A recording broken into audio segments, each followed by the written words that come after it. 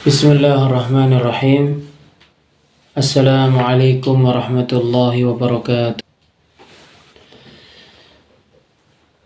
Muqaddimah, pendahuluan. Segala puji hanya untuk Allah Rabb semesta alam. Saya bersaksi bahwa tidak ada ilah yang berhak diibadahi kecuali Allah semata. Tidak ada sekutu baginya. Dan saya bersaksi bahwa Muhammad hamba Allah dan Rasulnya. Mudah-mudahan salawat dan salam dilimpahkan kepadanya, kepada keluarganya yang mengikutinya, dan semua sahabat-sahabatnya. Amma ba'd. Maka sesungguhnya kitab Akhlaqu Hamalatil Quran, akhlak para pembawa Al-Quran, karya Imam Abu Bakar Muhammad bin Al-Husain Al-Ajurri rahimahullah, yang meninggal pada tahun 136 Hijriyah, adalah kitab yang diberkahi, yang manfaatnya sangat agung dan faedahnya sangat besar terkait permasalahan adab-adab para pembawa kitab Allah Tabaraka wa Ta'ala dan terkait akhlak-akhlak mereka. Kitab Akhlaqu Hamalatil Quran dianggap termasuk karya tulis yang pertama kali ditulis terkait permasalahan yang sangat agung ini. Al-Imam Abu Bakar Muhammad bin Al-Husain Al-Ajurri rahimahullahu ta'ala mendiktekannya di Al-Masjidil Haram di Mekkah pada tahun 354 Hijriyah, yaitu sebelum kematian beliau 6 tahun. Dimaklumi, sesungguhnya Al-Quran adalah kitab yang dipenuhi dengan akhlak, adab, dan pendidikan. Oleh karena inilah ahli Quran dan para pembawa Al-Quran harus mewajibkan diri-diri mereka untuk melakukan adab-adab yang ada di dalam Al-Quran. Harus menjadikan diri-diri mereka bersungguh-sungguh menghiasi diri-diri mereka dengan akhlak-akhlak itu, sehingga dengan hal itu mereka termasuk ahli Quran yang benar dan hakiki. Karena selalu mempraktekkan Al-Quran dan karena beradab dengan adab yang ada pada Al-Quran. Ummul Mukminin Aisyah radhiyallahu anha betul-betul ditanya tentang akhlak Rasulullah sallallahu alaihi wasallam. Maka Ummul Mukminin Aisyah radhiyallahu anha menjawab, "Alasta taqra'ul Qur'an? Tidakkah kamu membaca Al-Quran? Fa inna khuluqa nabiyyillahi sallallahu alaihi wasallam kana al-Qur'an." Sebab sesungguhnya akhlak Nabi Allah sallallahu alaihi wasallam adalah Al-Quran. Hadis diriwayatkan oleh Imam Muslim. Perihal ini adalah perihal yang sangat mulia dari ilmu, yang semestinya tekad-tekad dibulatkan untuk memperhatikannya. Sebab apabila bagian manusia terkait Al-Quran hanya sekedar membacanya, maka Al-Quran tidak tampak pada mereka baik secara akhlak maupun secara amalan. Padahal apabila Al-Quran diambil untuk dipelajari, ditadaburi, dipahami, dan diri dijadikan bersungguh-sungguh untuk mengamalkannya,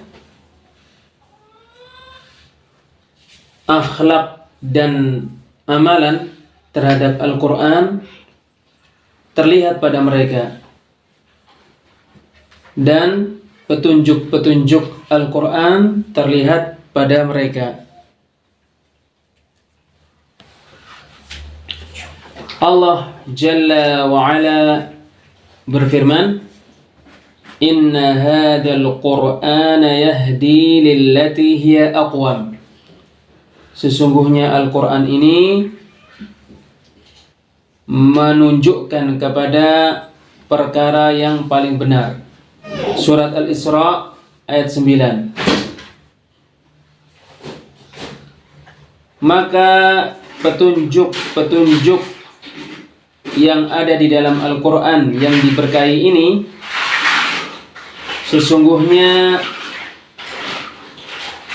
hanya akan nampak pada seorang hamba apabila dia memperhatikan,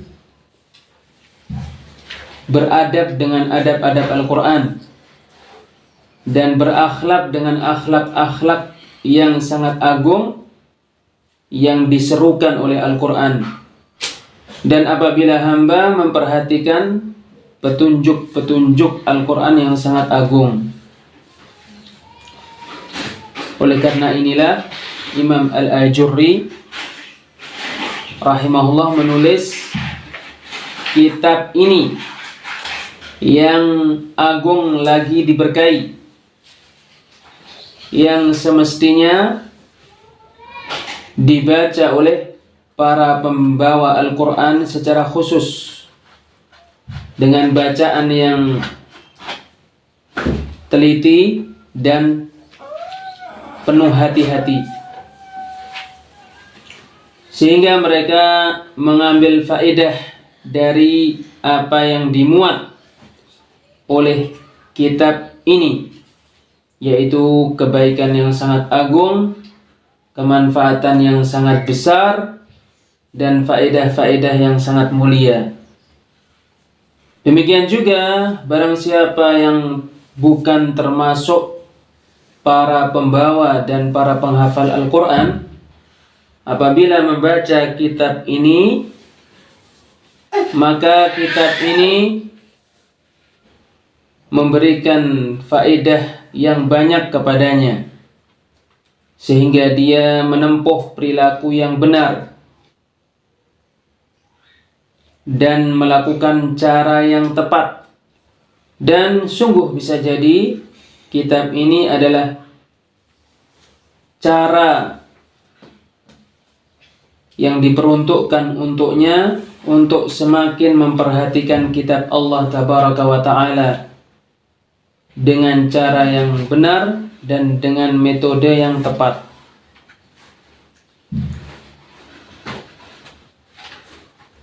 Semestinya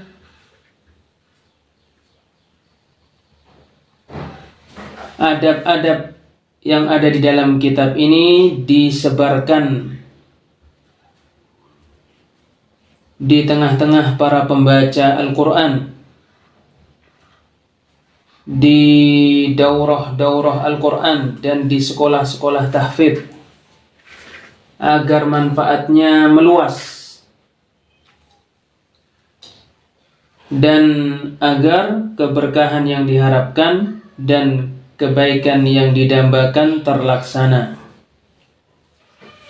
Hanya Allah yang memberikan taufik semata, tidak ada sekutu baginya. Asy-Syaikh Abdul Razak Al-Badr hafizahullah ta'ala berkata, saya memohon kepada Allah yang Maha Mulia, mudah-mudahan menjadikan kita mendapatkan manfaat dengan apa yang dikandung oleh kitab Akhlaqu Hamalatil Quran ini, yaitu arahan-arahan yang sangat agung, adab-adab yang sangat tinggi, dan akhlak-akhlak yang sangat mulia. Mudah-mudahan Allah menjadikan apa yang kita pelajari hujjah yang menyelamatkan kita, bukan hujjah yang membinasakan kita. Sungguh Allah memudahkan untuk mengupasnya dengan kupasan-kupasan yang mudah.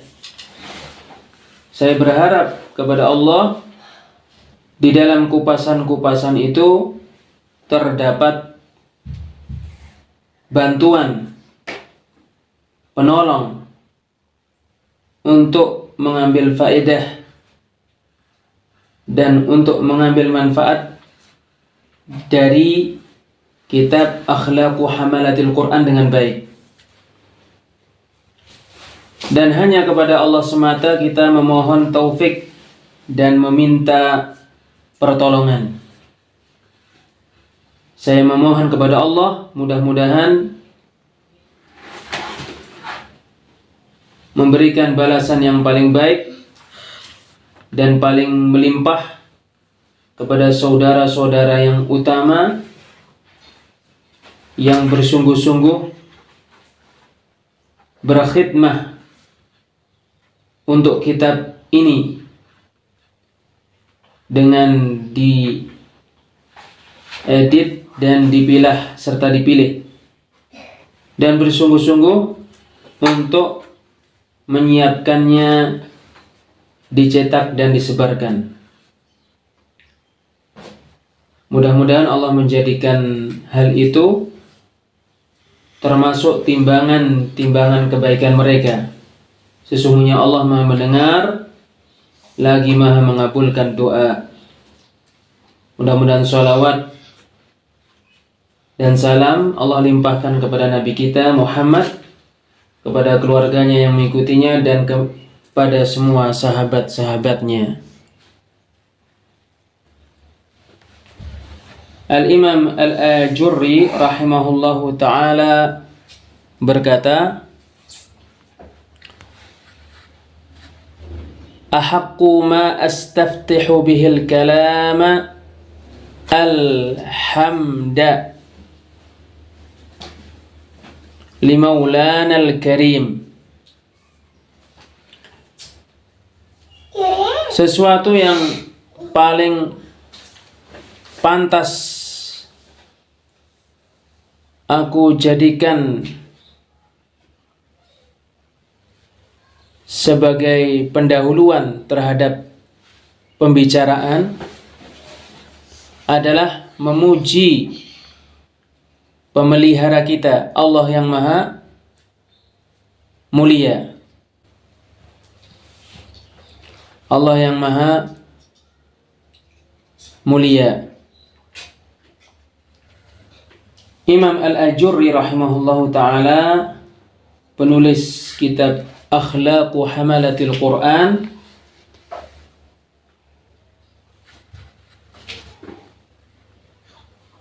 memulai kitabnya dengan memuji Allah Subhanahu wa ta'ala. Memuji Allah Subhanahu wa ta'ala adalah perkara yang paling layak, yang dengannya pembicaraan dimulai, dan perkara yang paling utama yang dengannya pembicaraan dimulai.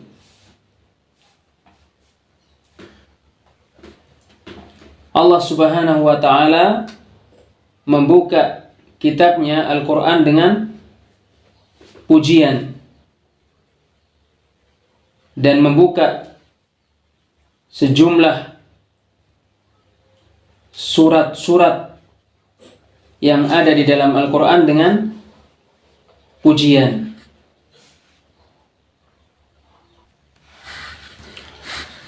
Ahabbu ma astaftihu bihil kalama alhamdu li maulanal karim. Perkara yang paling pantas yang dengannya aku memulai pembicaraan adalah memuji pemelihara kita, Allah yang maha mulia. Wa afdalul hamdi ma hamida bihil karimu nafsah. Pujian yang paling utama adalah pujian yang dengannya Allah yang maha mulia memuji dengannya dirinya. Fanahnu nahmaduhu bihi. Maka kita memuji Allah dengan pujian itu. Perkataan Imam Al-Ajuri rahimahullahu ta'ala, fanahnu nahmaduhu bihi. Maka kita memuji Allah dengannya, yaitu dengan pujian yang Allah memuji dirinya dengannya di dalam kitabnya. Allah Subhanahu wa taala berfirman di surat Al-Kahfi ayat 1-3, Alhamdulillahilladzi anzala ala 'abdihil kitaba wa lam yaj'al lahu 'iwaja. Segala puji untuk Allah yang telah menurunkan Alkitab, Al-Quran kepada hambanya dan tidak menjadikan sesuatu yang menyimpang pada kitab tersebut.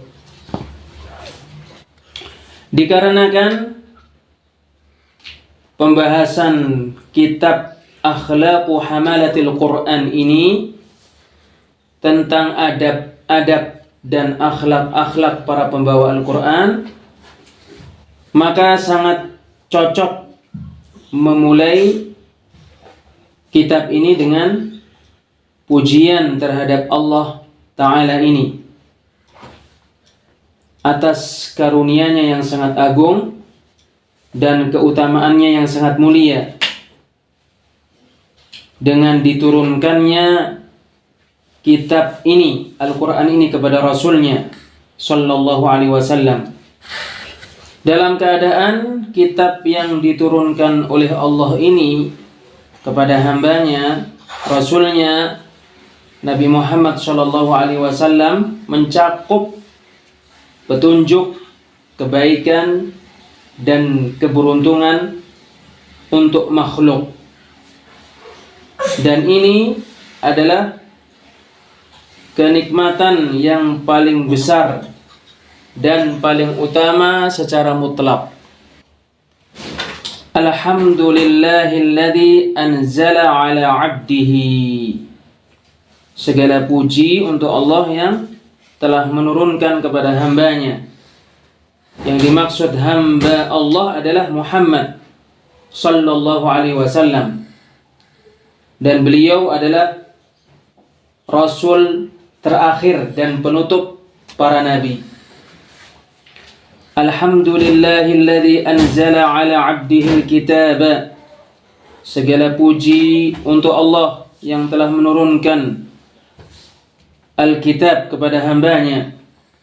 Yang dimaksud Alkitab adalah Al-Quran. Al-Quran adalah penutup kitab-kitab yang diturunkan oleh Allah. Dan kitab yang diturunkan dan diwahyukan kepada Nabi yang terakhir. Al-Quran adalah kitab yang paling agung, paling mulia dan paling utama. Walam yaj'al lahu 'iwaja. dan Allah tidak menjadikan sesuatu yang menyimpang pada Al-Quran. Allah Tabaraka wa Ta'ala mensifati Al-Quran ini dengan dua sifat. Pertama, bahwasannya Allah tidak menjadikan penyimpangan padanya, dan bahwasannya Al-Quran benar. Adapun perbuatan Allah mensifati Al-Quran bahwasanya Al-Quran tidak dibuat penyimpangan padanya, yaitu sesungguhnya berita-beritanya tidak ada kedustaan padanya, dan perintah-perintahnya tidak ada kezaliman padanya. Oleh karena itu, Al-Quran adalah kitab yang tidak ada penyimpangan padanya, dikarenakan tidak ada kedustaan pada berita-beritanya dan tidak ada kezaliman pada perintah-perintahnya. Dan makna perbuatan Allah mensifati Al-Quran bahwasanya Al-Quran benar, qayyim, yaitu mustaqim, lurus.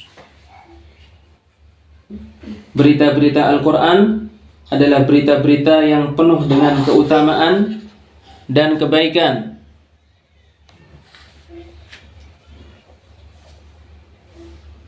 Yang mengantarkan seorang hamba kepada semua keutamaan dan ketinggian. Dan perintah-perintah Al-Quran adalah perintah-perintah yang penuh dengan kebaikan dan penuh dengan penyucian diri, yang mengantarkan seorang hamba ke derajat-derajat yang tinggi dan tingkatan-tingkatan yang mulia.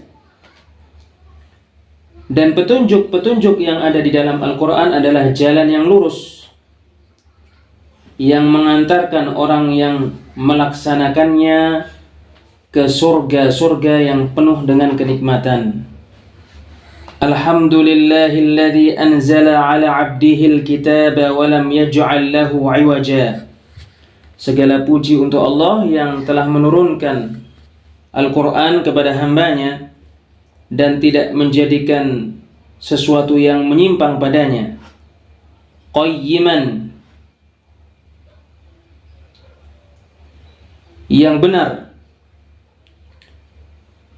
Liyunzira ba'san syadidan min ladunhu wa yubashshiral mu'minin.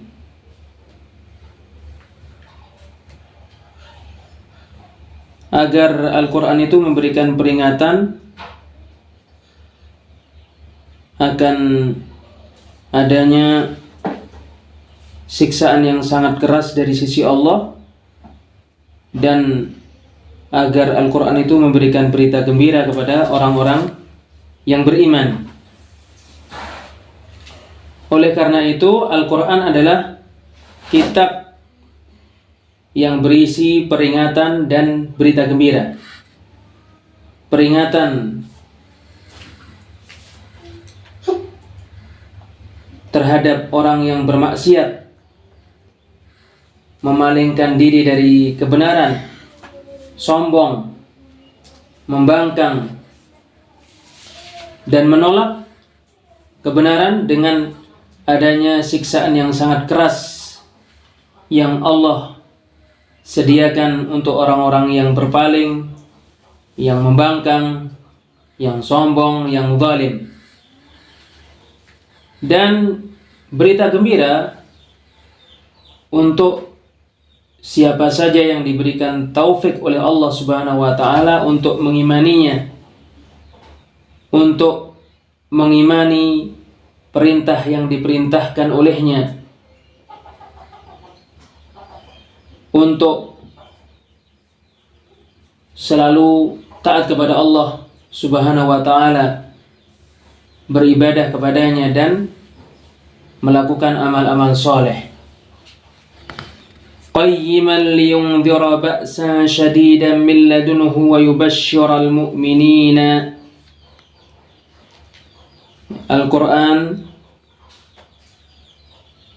yang benar yang diturunkan kepada hambanya, yaitu Nabi Muhammad SAW, agar Al-Quran itu memberikan peringatan akan adanya azab yang sangat keras dari Allah Subhanahu wa Ta'ala, dan agar Al-Quran itu memberikan berita gembira kepada orang-orang yang beriman.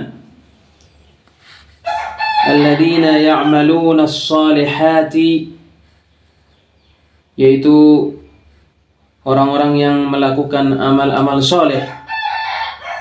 Anna lahum ajran hasana, bahwasannya untuk mereka ganjaran yang baik, yaitu surga dan keberhasilan karena mendapatkan keridhaan Allah Azza wa Jalla, dalam keadaan mereka kekal di dalam kenikmatan ini selama-lamanya. Makithina fihi abada, dalam keadaan orang-orang yang beriman yang melakukan amal-amal soleh itu tinggal di dalam ganjaran yang baik, yaitu surga selama-lamanya. Wallahu a'lam bissawab. Wassalamualaikum warahmatullahi wabarakatuh.